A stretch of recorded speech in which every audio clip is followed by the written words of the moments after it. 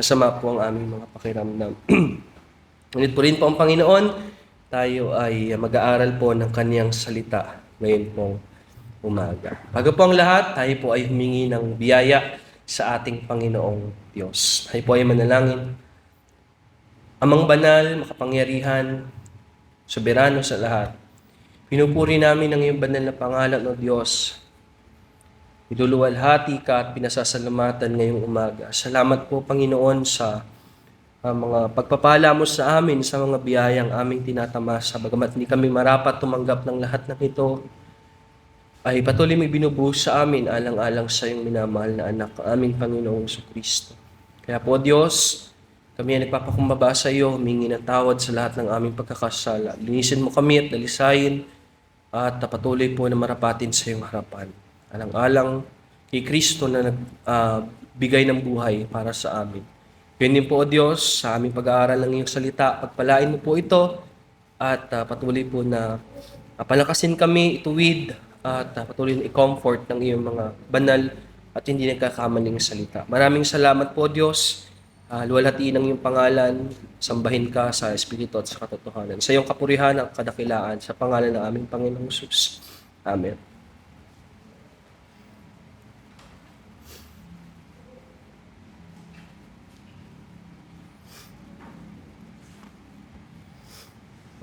Noong mga nakakaraang araw po,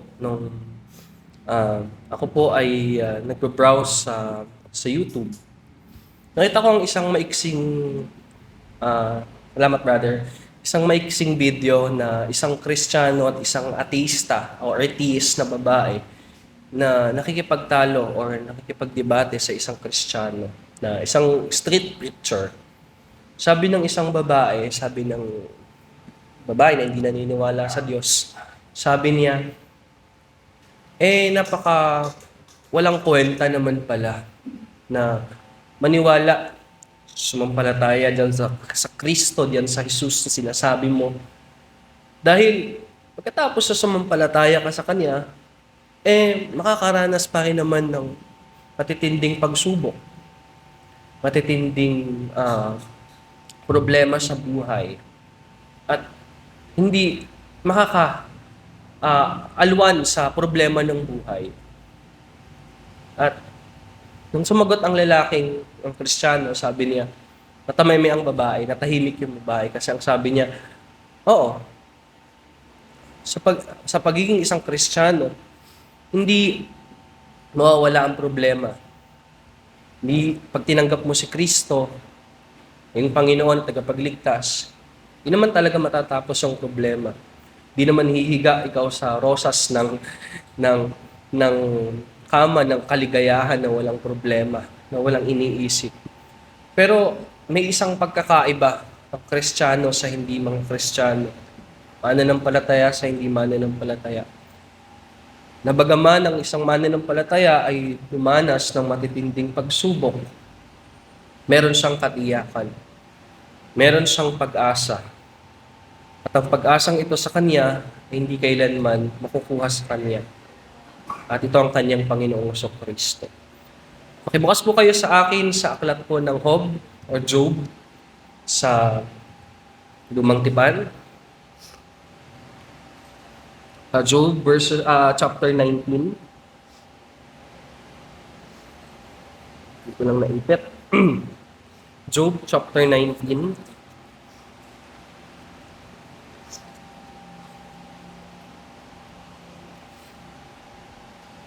Hayaan niyo po ninyong basahin sa inyo sa wikang Tagalog, sa Pilipino. Ito po ay salin ng Magandang Balita Biblia. Hayaan po ninyong basahin ko sa inyo ang verses 1 hanggang verse 6 at tatalon po sa verse 25 hanggang 27. Basahin ko po sa ating sariling wika. Ito ang sagot ni Job. Sa pagdaragdag sa tiisin at hirap kong tinataglay, kayo ba'y di na magsasawa na ako'y hindi nyo titigilan? Verse 3, ulit-ulitin na ako ay pinagsasabihan at wala kayong pakundangan na ilagay ako sa kahihiyan. Verse 4, ipalagay nating ako'y nagkamali, nagkasala. Ako ang siyang mananagot, hindi kayo. hindi ang iba. Verse 5, inaakala ninyong kayo'y mas mabuti kaysa akin. Ang akala ninyo'y ako'y higit na salarin. Ang batayan ninyo ay ang taglay kong tiisin. Verse 6, dapat ninyong malaman, ang magawa nito ay ang Diyos. Inuumangan niya ako sa bitag sa palibot. Talon po tayo sa verse 25. Ngunit alam kong hindi natutulog ang aking tagapagligtas, na sa akin magtatanggol pagdating noong wakas. Verse 26. Pagkatapos na maluray itong aking butong balat, ang Diyos ko'y mamamasdan kahit naman ay maagnas. Verse 27, siya'y aking mamamasdan at mukha ang makikita ng sariling mga mata at hindi ng sinumang iba.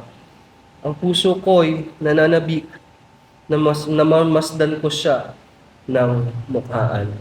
Purihin po ang pagbasa ng salita ng Panginoon.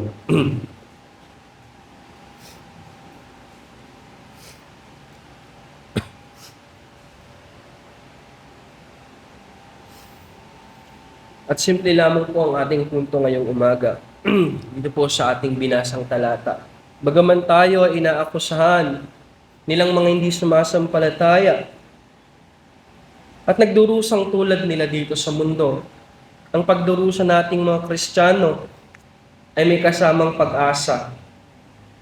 Ang pag-asang ito ay nag-uugat sa probidensya ng Diyos at sa kaniyang banal na kalooban. Bigyan lamang po ng brief background dito po sa ating text ng Job 19. Nakita po natin na sinasabi sa chapters 1 and 2 na si Job ang sinasabi ay isa sa matutuwid ng mga tao na nabubuhay dito sa mundo. Siya ay maraming mga anak, siya ay maraming ari-arian, pinagpala sa lahat ng mga tao. Ngunit nakita natin na nang si Satanas ay humarap sa Diyos, ang kaaway, Satanas ay humarap sa Diyos at sinabi na kung iyong aalisin ng lahat ng meron siya, ay susumpain ka niya. Nakita naman natin sa verses, pag binasa natin ito, makikita natin na inalis ng pinahintulutan ng Diyos na alisin ng kaaway ang lahat ng meron si Job, pati na ang kaniyang mga anak, matay, lahat ng kaniyang ari-arian, at ang natira lamang sa kanya ay ang kanyang asawa na sa kasamaang palad ay maging babaeng mangmang din na sinabing sumpain mo na ang Diyos at ikaw ay mamatay na. At hindi lamang yon, siya ay nagkaroon ng matinding karamdaman o sakit sa balat na mismo ang aso ay humihimot sa kanyang mga sugat. Nakita natin sa mga chapters 4, at pagpapatuloy nito, ang pakikipag-ugnayan sa kanya ng kanyang mga itinuturing na kaibigan, si Eliphaz, Bildad, at si Zophar, abot sa kahulugan ng paghihirap. At kanilang pinagtatalon-talunan na ang paghihirap, it is basically a punishment, parusa sa kasalanan. At ang pagpapala naman sa matuwid ay reward, ay gantimpala. At patuloy siyang inuusig ng kanyang mga itinuturing na kaibigan. Yung tatlong nabanggit, si Eliphaz, Bildad, at si Zophar, na baka ikaw ay nagkasala. Baka ganito kagrabe ang iyong kasalanan. Kaya pinagdaraanan mo iyan. Baka ikaw ay sinumpa na ng Diyos. Baka tinakpan na ng Diyos ang kanyang mukha sa iyo. Pero patuloy na dinedepensahan ni Job ang kanyang sarili.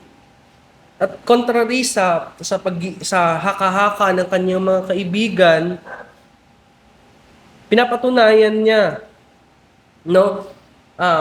pinabubulaanan niya ang sinasabi nila na dapat ang parusa ay kahirapan at ang pagpapala ay reward. At sinasabi naman niya na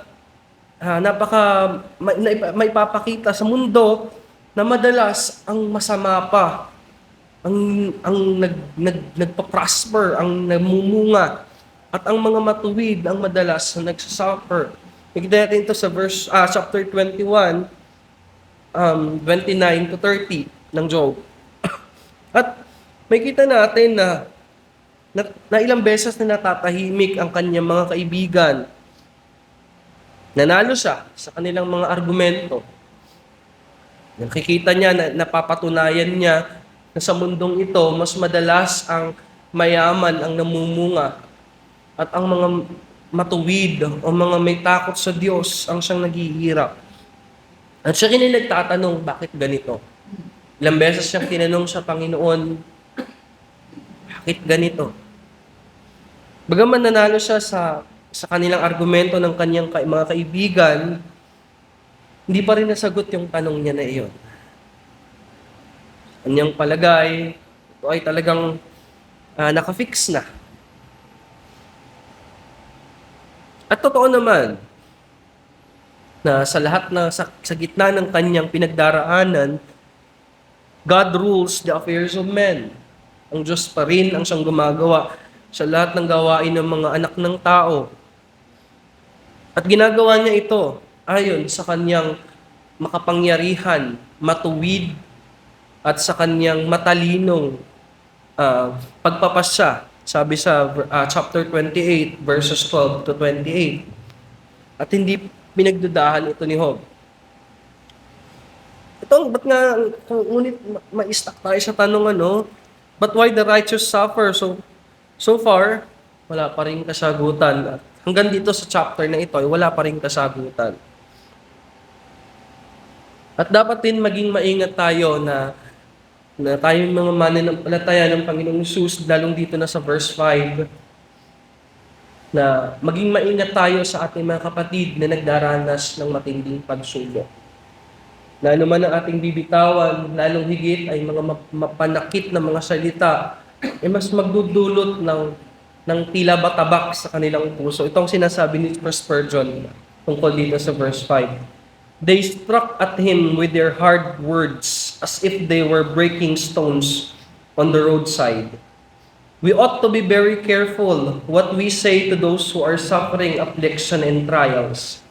For a word, though it seems to be a very little thing, we often cut far more deeply and wound far more terribly than the razor would. Ay maging maingat po tayo sa ating paghusga at pagbibigay ng puro-puro sa ating mga kapatid na nagdaraanas ng hirap. Ngunit meron lamang po tayong dalawang matututunan sa ating devotion ngayong umaga. Ang devotion natin ay pinamagatang ang probidensya ng Diyos kay Job na ating pag-asa sa gitna ng matitinding pagsubok. Una pong punto, ang Diyos sa kanyang soberanya, pinahihintulot na tayo ay isadlak sa matinding pagsubok. Ito ay mababasa natin sa verse 6. Sabi niya, dapat ninyong malaman, ang Diyos ang may gawa nito, ang bitag niyang iniumang ay nasa paligid ko. Sa unang tingin, ang dyablo at ang sarili ang dapat sisihin kung bakit nangyayari ang mga sirkumstansyang ito. Ngunit hindi po dapat ganito. Sapagkat sa bawat sirkumstansya na ating kinahaharap, ang Diyos ang siyang may kontrol nito. Bagaman para sa dyablo na ating kaaway, ang mga problema, ang mga pasakit na ito ay upang wasakin tayo, upang tanggalan tayo ng pananalig at pag-asa sa Diyos. Ngunit para sa Kanya, para sa ating Panginoon, ito naman ay para sa kabutihan natin at sa kapurihan niya. Madalas nakakalungkot po sa mga evangelical na may practice po sila na ganito, yung nire-rebuke po yung diablo. Yung, I rebuke you, Satan, in Jesus' name. Ganun po, totoo po yun sa kanila, na nire-rebuke nila, na akala nila ang lahat ng pinagdadaanan nila, kahit yung mga problema, nire-rebuke nila. Yung mga pasanin nila, sakit, nire-rebuke nila. Pero makikita natin na sa scripture, that is foolishness. Kamangmangan po ito. Bakit po? Sa mga pinagdaraanan natin, ito man ay pagpapala, ito man ay sakit, problema, karamdaman, ang Diyos yung nagbibigay nito at binibigay ito para sa ating kabutihan at para sa kaluwalhatian niya, bagamat masakit. Ngunit ito ay para sa ating kabutihan. Kung kaya mainam na magtiwala tayo sa Kanya. At imbis na i-rebuke natin ito, much better po gayahin natin ang sinabi ni Michael, the archangel sa Jude, no, na hindi siya naglapas, hindi niya sinabihan ng masasakit na salita sa Satanas, ngunit sinabi niya, "May the Lord rebuke you."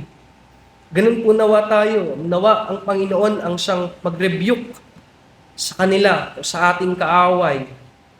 Ang tanging gawin natin ay magtiwala sa Kanya. Therefore, we could simply say this: yes, I believe God rules over the world and controls what happened. I also believe that He is just and wise, and I believe that though things look arbitrary in this life, all wrongs will be righted in the age to come. He has shown me His love in Jesus Christ, and I know He is the only hope for meaning in life now and for salvation in the world to come. So I will be still and trust God, though I cannot understand His strange way. Ay, napakaganda nung isang hymno, "Whate'er my God ordains is right." Ano man ang iniordina ng Diyos, ano man ang pinahintulot ng Diyos sa ating buhay, ito ay iniordinan niya, ito ay pinahintulot niya ayon sa kanyang kabutihan, at ito ay ayon sa kanyang matalinong pagpapasya. At pangalawa, mayroong kaaliwan at katiyakan mula sa Diyos sa gitna ng matinding pagsubok. Mababasa po natin ito sa verses 25 at 27. Ito pong sinasabi, "Ngunit alam kong hindi natutulog ang aking tagapagligtas na magtatanggol sa akin pagdating ng wakas. Pagkatapos na maubos itong aking balat, makikita ko ang Diyos kahit laman ay maagnas. Siya'y aking mamamasdan at mukha ang makikita. Siya'y makikilala nitong aking mga mata, at ang puso ko'y nananabik na siya ay mamasdan." Makikita natin ang nabagamat nasa gitna ng pagkawasak, ng pagsubok si Job, dineclare niya na siya ay may tinatawag sa Hebreo, ang Redeemer, ang tagapagligtas, ang manunubos ay tinatawag na Goel. Ito ay, ang Goel na ito, na Redeemer niya, ay ang Diyos. Sinasabi na that He is a living and active. At ang sinasabi niyang ito is katotohanan. That God, man has a Redeemer. In all the fullness senses that great word. Alam ni Job na siya ay may tagapagligtas, bagamat nandun siya sa kinasasadlakan niya, at bagamat alam niya na ang Diyos mismo ang naglagay sa kanya roon, ngunit hindi po yun natapos doon. Merong pag-asa. That someone to rescue him from his crisis and despair and every accusation set against him. And sabi sa verse 27, "And shall stand at last on the earth." This mean that God knew, kilala niya ang kanyang Redeemer. Hindi lamang basta isang spiritual na konsepto, kundi isang totoong buhay na may lalang ng lahat. Kilala niya ang kanyang manunubos, na sa kanya ay mag-aaliw, na sa kanya ay magtatanggol. Bagamat nasa gitna siya ng pagsubok. Kaya bagamat hindi masagot ng direkta kung bakit yung tanong niya na bakit ang mga may sala, ang mga masasamang tao nagpa-prosper, at ang mga mahihirap, ang mga believer ang nagsasuffer. Meron naman pong isang sagot. The suffering of the righteous is not a token of God's enmity, but of His love. It is not a punishment of their sins, but a refinement of their righteousness. It is not a preparation for destruction, but a protection from it. So para sa ating mga mananampalataya, Ang mga pagsubok na ito ay hindi simbolo ng pagkagalit ng Diyos sa atin, kundi simbolo ng kanyang pag-ibig na ang ating pananampalataya ay patuloy na dinadalisay. At ito ay pag-aadya sa atin sa masama. Gaya ng sinabi ng isang Puritan, napakaganda po ng kanyang sinabi, if we don't understand justification by faith, it makes every trial a double trial. Because not only are we enduring the trial, but we are having to wonder if God hates us. But if we know that Jesus died in our place, we know that His wrath has fully poured out on His Son. Bagaman, meron tayong mga pagsubok, kung alam natin, no, na kilala natin ang ating tagapagligtas, ang ating manunubos. At ito'y makikita natin sa persona ng ating Panginoong Kristo. Meron tayong kapanatagan sa gitna ng pagsubok. Sa mga hindi po, wala pang tunay na relasyon sa Panginoon, sa ating Diyos, paanyaya ito sa atin. Ang kinakasadlakan mong problema ay hindi natatapos dyan, kundi may mas malaking problema na ang Diyos ay namumuhi sa kasalanan. Kaya ito pa rin ang panawagan sa atin. Magsisika at sumampalataya kay Kristo bilang iyong Panginoon at tagapagligtas. At ikaw ay magkakaroon ng buhay na walang hanggan. At anuman ang pinagdaraanan mo, makikita mo ang mukha ng ating Panginoon. Kaya bilang pagtatapos, muli po sa ating text, ang Panginoong Diyos ang siyang makapangyarihan sa lahat na gumagawa ng ibig niya sa langit at sa lupa. Ito, makikita natin sa Psalm 115 verse 3. Kaya ang lahat ng tinatamasa natin sa buhay, pagpapala, material at spiritual, at kahit ito man ay pagsubok, hindi ito labas sa kanyang soberanya.